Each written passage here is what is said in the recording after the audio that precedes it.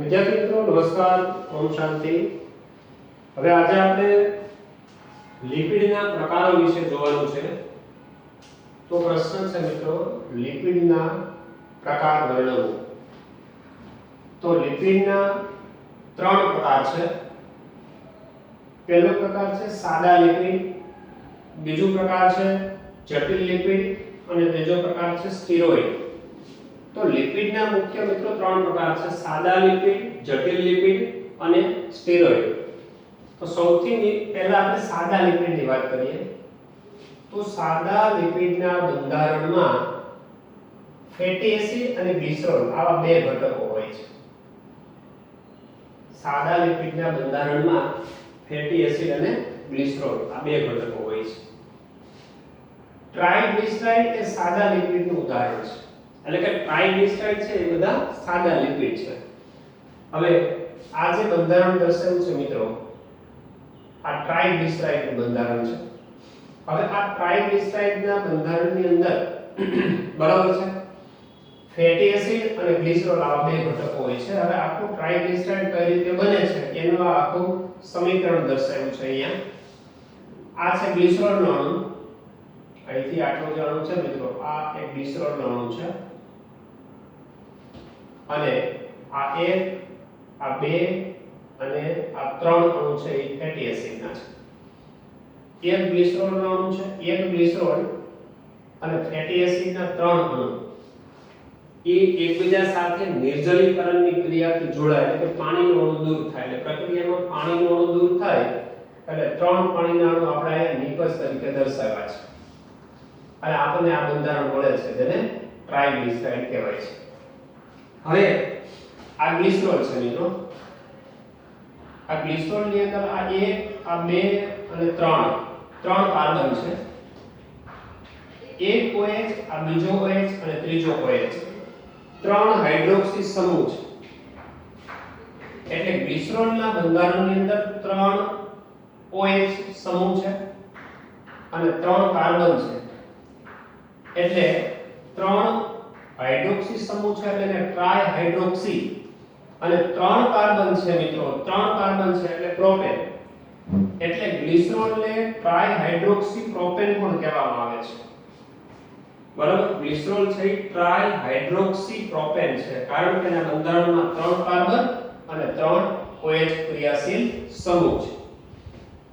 હવે એની સાથે આ 1, 2 અને 3 આ ત્રણ ફેટી એસિડના અણુ જોડાય છે ત્યારે નિર્જલીકરણની પ્રક્રિયા થાય છે મિત્રો. હવે નિર્જલીકરણની પ્રક્રિયા થવી એટલે પાણીનો અણુ દૂર થવો.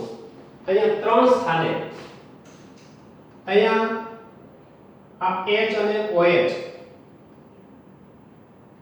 આ પાણીનો એક અણુ અહીંથી દૂર થશે, આ એક પાણીનો અણુ અહીંયાથી દૂર થશે અને એક પાણીનો અણુ અહીંયાથી દૂર થશે. એટલે ત્રણ પાણીના અણુ દૂર થયા એટલે આપણે અહીંયા નિપજ તરીકે અહીંયા લખ્યું +3H2O. અને આ ત્રણ જે ફેટી એસિડ છે બરાબર, એ દરેક કાર્બનના ઓક્સિજન સાથે જોડાઈ જશે. એટલે આપણને ટ્રાઇહાઇડ્રોક્સી મતલબ કે ટ્રાઇગ્લિસરાઇડ છે એ પ્રાપ્ત થાય છે. તો ટ્રાઇગ્લિસરાઇડના બંધારણમાં મિત્રો અહીંયા અગત્યનો એક MCQ છે. હા, પહેલા તો સિમ્પલ કે સાદા લિપિડ કોને કહેવાય કે જેના બંધારણની અંદર ફેટી એસિડ અને ગ્લિસરોલ આ બે ઘટકો આવેલા હોય એને સાદા લિપિડ કહેવાય. હા, હવે ટ્રાઇગ્લિસરાઇડ છે એ બધા સાદા લિપિડ છે. તો ટ્રાઇગ્લિસરાઇડના બંધારણની અંદર મોસ્ટ IMP MCQ છે મિત્રો, ઘણી વખત ઘણી એક્ઝામમાં પૂછાયેલો છે. ટ્રાઇગ્લિસરાઇડના બંધારણની અંદર કયા કયા ઘટકો હોય છે? તો અહીંયા જોઈ શકો છો આ ગ્લિસરોલનો એક અણુ છે. એક અણુ ગ્લિસરોલ અને ફેટી એસિડના કેટલા અણુ છે? 1, 2 અને 3. ત્રણ અણુ ફેટી એસિડના જોડાય ત્યારે ટ્રાઇગ્લિસરાઇડ બને છે. અને એ સમય દરમિયાન ત્રણ પાણીના અણુ મુક્ત થાય છે. હવે આ ટ્રાઇગ્લિસરાઇડ છે મિત્રો બે પ્રકારના છે, એક ચરબી અને બીજું તેલ. હવે આપણે જાણીએ છીએ મિત્રો કે ચરબી છે એના ગલન બિંદુ ઊંચા હોય છે.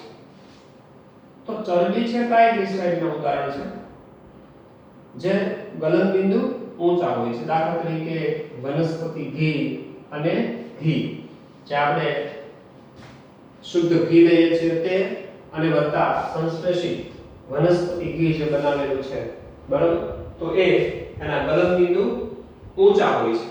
અને સામાન્ય રીતે સામાન્ય તાપમાને પણ, બરાબર છે, એ જામી ગયેલી અવસ્થામાં હોય છે. ચરબી. પછી તેલની વાત કરીએ તો તેલના ગલનબિંદુ છે એ નીચા હોય છે, બરાબર. તેથી શિયાળામાં પણ તે તેલ સ્વરૂપે હોય છે અને શિયાળામાં પણ તે જામી જતું નથી, કારણ કે એનું ગલનબિંદુ ખૂબ જ નીચું હોય છે. દાખલા તરીકે જિંજેરી તેલ. તો ચરબી અને તેલ, ચરબીના ગલનબિંદુ ઊંચા હોય છે અને તેલનું ગલનબિંદુ નીચું હોય છે. ગ્લિસરોલ ટ્રાઇહાઇડ્રોક્સી પ્રોપેન છે. બીજું ઉદાહરણ આવ્યા મિત્રો, આપણે બીજો પ્રકાર જટિલ લિપિડ. તો સાદા લિપિડની અંદર આપણે મિત્રો એવી વાત કરી કે જે લિપિડના બંધારણમાં માત્ર ફેટી એસિડ અને ગ્લિસરોલ આ બે ઘટકો હોય એને સાદો લિપિડ કહેવાય. તો જટિલ લિપિડના બંધારણમાં ફેટી એસિડ હોય, ગ્લિસરોલ પણ હોય અને અન્ય બિન લિપિડ ઘટક પણ હોય છે. એટલે કે ફેટી એસિડ અને ગ્લિસરોલ આ બે ઘટક તો ખરા જ, વત્તા અન્ય ઘટક તરીકે બિન લિપિડ ઘટક હોય, ત્રીજો કોઈ અન્ય ઘટક હોય જેને બિન લિપિડ ઘટક કહેવાય છે, બરાબર. તો આવો બિન લિપિડ ઘટક ધરાવતા લિપિડને શું કહેવામાં આવે છે? જટિલ લિપિડ કહેવામાં આવે છે. ઉદાહરણ જોઈએ મિત્રો, આ ફોસ્ફોલિપિડ છે, જટિલ લિપિડનું ઉદાહરણ છે. ફોસ્ફોલિપિડ કે તેના બંધારણમાં ફોસ્ફરસ હોય છે, બરાબર છે. ફોસ્ફોલિપિડના બંધારણમાં શું હોય? ફોસ્ફરસ. તો આ ફોસ્ફરસ છે એ ફોસ્ફોલિપિડના બંધારણમાં આવેલો બિન લિપિડમય ઘટક છે, કારણ કે વાસ્તવિક લિપિડમય ઘટક તો કોણ છે? ફેટી એસિડ અને ગ્લિસરોલ. તો ફોસ્ફોલિપિડમાં ફેટી એસિડ હોય, ગ્લિસરોલ હોય અને બિન લિપિડમય ઘટક તરીકે શું હોય છે? ફોસ્ફરસ હોય છે મિત્રો, બરાબર. અને લેસિથિન તેનું ઉદાહરણ છે, મતલબ કે આ લેસિથિન નામનો ઘટક છે એ ફોસ્ફોલિપિડના ઉદાહરણમાં છે. ફોસ્ફોલિપિડ કોષરસ પટલના બંધારણમાં હોય છે, જે આપણે ભણી ગયા મિત્રો 8મા ચેપ્ટરની અંદર. કોષ હોય એનું કોષરસ પટલના બંધારણની અંદર જે લિપિડ હોય છે એ ફોસ્ફોલિપિડ પ્રકારનું લિપિડ છે. ત્રીજો પ્રકાર આવ્યા સ્ટીરોઇડ. તો સ્ટીરોઇડ છે જેમાં ફેટી એસિડ ન હોય. સ્ટીરોઇડના બંધારણમાં ફેટી એસિડ હોતા નથી. હવે સ્ટીરોઇડના બે પ્રકાર છે, સ્ટેરોલ અને સ્ટેરોન. તો સ્ટેરોલ પ્રકારનું સ્ટીરોઇડ છે એનું ઉદાહરણ છે કોલેસ્ટેરોલ, અને સ્ટેરોલમાં આવે છે પ્રોજેસ્ટેરોન જેવા અંતઃસ્ત્રાવ. તો સ્ટેરોલ પ્રકારના સ્ટીરોઇડમાં કોલેસ્ટેરોલ ઘટક આવે અને સ્ટેરોલમાં પ્રોજેસ્ટેરોલ. આ કોલેસ્ટેરોલ અને સ્ફિંગોલિપિડ આ ચેતાપેશીમાં હોય છે મિત્રો. જે ચેતાપેશી હોય છે, ચેતાકોષ, તો એની આજુબાજુ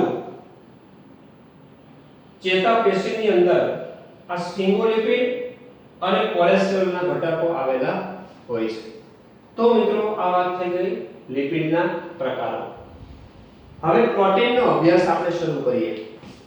તો પ્રોટીનના અભ્યાસની અંદર સૌથી પહેલા આપણે મિત્રો એમિનો એસિડની વાત કરીશું, કારણ કે પ્રોટીન છે એ એમિનો એસિડનો પોલિમર છે. અસંખ્ય એમિનો એસિડના અણુઓ એક શૃંખલાની અંદર ગોઠવાય છે. આ એક એમિનો એસિડ છે, આ બીજો એમિનો એસિડ, આવા અસંખ્ય એમિનો એસિડ જોડાઈને એક પોલિમર પ્રોટીનની રચના કરે છે, બરાબર. તો એમિનો એસિડ છે એ પ્રોટીનનો બંધારણીય ઘટક છે, કારણ કે આવા કેટલાય એમિનો એસિડ જોડાય અને પ્રોટીનની શૃંખલા બનાવે છે. માટે એમિનો એસિડ એ પ્રોટીનનો બંધારણીય એકમ છે. કાર્બનિક રસાયણ છે એમિનો એસિડ, જેનું બંધારણીય સૂત્ર આ રીતે છે મિત્રો. આ એક કાર્બન છે, આલ્ફા કાર્બન. આ કાર્બનની સાથે જુદા જુદા 4 ક્રિયાશીલ સમૂહ જોડાયેલો છે. હાઇડ્રોજન, COOH, NH2 અને R. હવે મિત્રો એમિનો એસિડ જે પ્રોટીનના બંધારણમાં ભાગ લે છે મિત્રો, એમાં આ એક R જૂથ છે એ અલગ અલગ હોય છે. બાકીના ત્રણ ઘટક છે હાઇડ્રોજન, COOH અને એમિનો NH2, એટલું કોઈ પણ એમિનો એસિડની અંદર આ ત્રણ ભાગ છે, ત્રણ પાર્ટ છે કોમન હોય છે. તો બધા એમિનો એસિડને એકબીજાથી R જૂથ દ્વારા અલગ પાડી શકાય છે. R જૂથ દ્વારા બધા એમિનો એસિડને અલગ પાડી શકાય છે. ઓકે, હવે અહીંયા જોઈ શકો છો મિત્રો, આ એક એમિનો એસિડ છે, એમાં એક જ કાર્બન છે. આ જોઈ શકો છો, આ એક જ કાર્બન છે, આલ્ફા કાર્બન હોય છે. કેવો કાર્બન છે? આલ્ફા કાર્બન છે, કારણ કે જે કાર્બન સાથે COOH સમૂહ જોડાયેલો હોય છે મિત્રો, એને આલ્ફા કાર્બન કહેવામાં આવે છે. તો એક જ કાર્બન છે જેને આપણે આલ્ફા કાર્બન કહીએ છીએ, તેની સાથે એમિનો NH2, અહીંયા જોઈ શકો છો આ એમિનો સમૂહ છે તથા COOH સમૂહ છે. આ કાર્બોક્સિલિક સમૂહ અને NH2 બંને સમૂહ છે. હા, આ એમિનો સમૂહ છે મિત્રો, આ બેઝિક ગુણધર્મ ધરાવે છે, બેઝિક, અને COOH છે તે એસિડિક. તો એમિનો એસિડના બંધારણની અંદર એસિડિક ક્રિયાશીલ સમૂહ COOH છે અને બેઝિક ક્રિયાશીલ સમૂહ છે NH2 એમિનો સમૂહ છે. માટે દરેક એમિનો એસિડ છે એ એસિડિક કહેવાય, બેઝિક કહેવાય, મતલબ કે ઉભય ગુણધર્મી કહેવાય.